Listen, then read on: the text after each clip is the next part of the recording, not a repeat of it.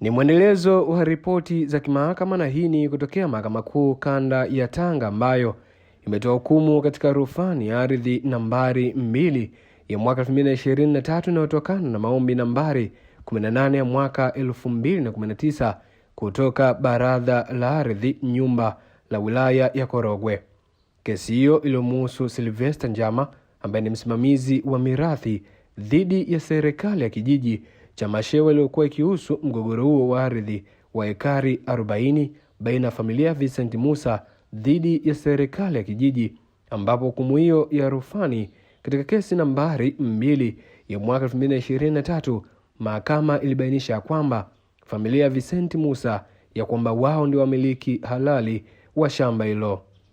Baada ya kutolewa kwa hukumu hiyo, Ayo TV tumefunga safari na kuzungumza na pande zote mbili, hususan upande wa familia juu ya walivyopokea hukumu hiyo na nini ambacho wanaona kimeendelea.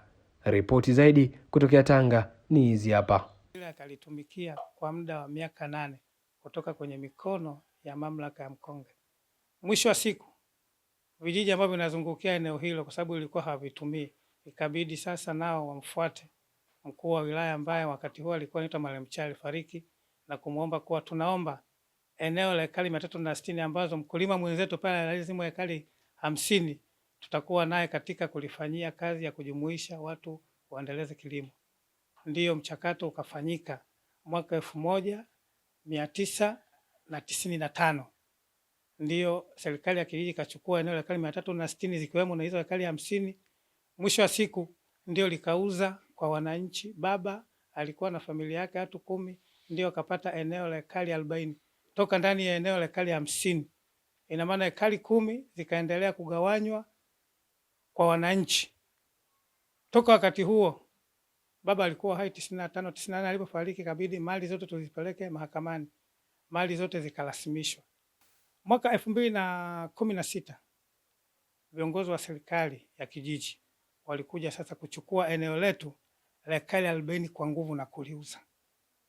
Ndio tukafanya taratibu kwanza kabla ya kuwafikisha mahakamani, kabidi tufike kwa katibu tarafa, ina maana tukawaita, ina maana baada ya kuitwa ina maana hakufika, kabidi tukafika kwa mwanasheria halmashauri ambaye ndiye alitakiwa asimamie kesi za serikali na pia akatoa ushauri wa kuwaita, ina maana hawakufika.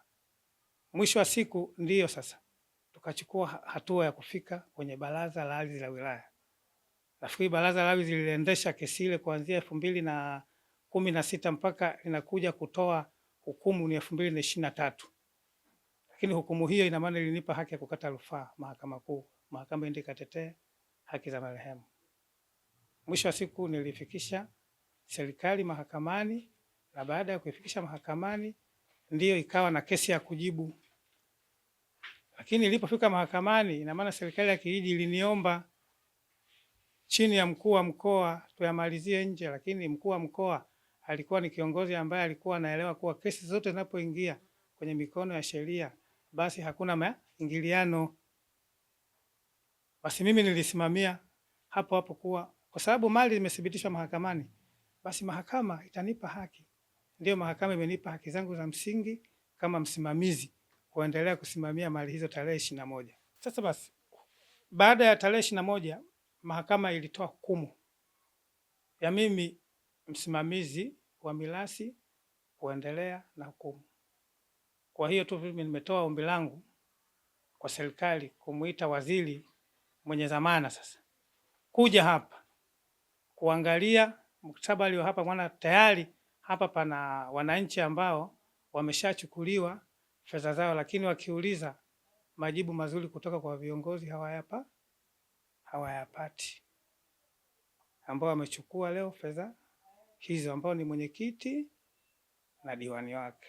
Mshukuru Mungu, na tunachoishukuru mahakama ni kwamba mahakama imetenda haki kwa ajili ya mali za mzee Vincent. Tunaishukuru sana mahakama, na kesi hiyo imeisha na ushindi tumeupata. Mali za mzee Vincent ambao ni eneo la ekari 40 limerudi mikononi mwetu. Kwa hiyo tunamshukuru Mungu na tunaishukuru mahakama na tunamshukuru rais wetu, Samia Suluhu, na tunamshukuru waziri wa ardhi. Aje katika kijiji cha Mashewa, kwa sababu katika kijiji cha Mashewa kuna changamoto ni nyingi sana za wananchi. Tunaiomba sana serikali, waziri wa ardhi, tunaomba ufike katika kijiji hiki kwa sababu diwani anakisumbua sana kijiji cha Mashewa. Mashewa hapa ninaposema leo hii na rekodiwa na Ayo TV, hakuna hata nesi. Sasa hivi mtu akishikwa na uchungu akaenda hospitalini, hakuna nesi. Manesi hawakai, sijui ni mapolisi hawakai. Yaani kila mtu akiingia kwenye huu mji kama anafanya kazi kwa mashaka. Kwa hiyo ambapo ni jirani na shamba ile lenye mgogoro. Lakini hayo mashamba hayo ambao wanayo tumewarasimisha, hatukuweza kuwanyang'anya. Hili ambalo limeambiwa lifanywe makazi la eka 50, wenzetu wanadai kwamba wao waliuziwa eka 40 na serikali ya kijiji ya wakati huo. Lakini wamekwenda kwenye vyombo vya sheria, baraza la ardhi na nyumba la wilaya, serikali ya kijiji ikashinda. Kwa kuheshimu utawala wa sheria, wenzetu wakakata rufaa Mahakama Kuu Tanga. Jambo hilo limesikilizwa na tarehe 21 juzi mwezi huu wa Disemba uamuzi umetoka. Mahakama Kuu Tanga imesema kwamba mrufani ambaye ni familia ya Sylvester Vincent Musa wameshinda, kwamba ardhi hiyo sasa wataimiliki wao. Kwa sisi kama serikali tunaheshimu utawala wa sheria, hatuwezi kugombana. Tunaendelea kutunza amani kwenye eneo hili ili isivurugike, lakini tunachukua hatua kwa kukata rufaa mahakama ya juu zaidi. Lengo letu ni kwamba haki hii ya ardhi ya kijiji iweze kuzingatiwa. Na kuna wananchi kama 103 waligaiwa viwanja kabla ya kesi kufunguliwa. Wao nao wamekuwa wakija kudai serikalini wanataka viwanja vyao wapewe. Lakini kupitia mikutano tumewafahamisha hatua zilizopo, wamekuwa watiifu na kwamba wanasubiri mpaka tutakaposhindwa kabisa labda kwenye mahakama ya rufani. Lakini kabla ya sasa wamekuwa watulivu na wataendelea kutunza utulivu.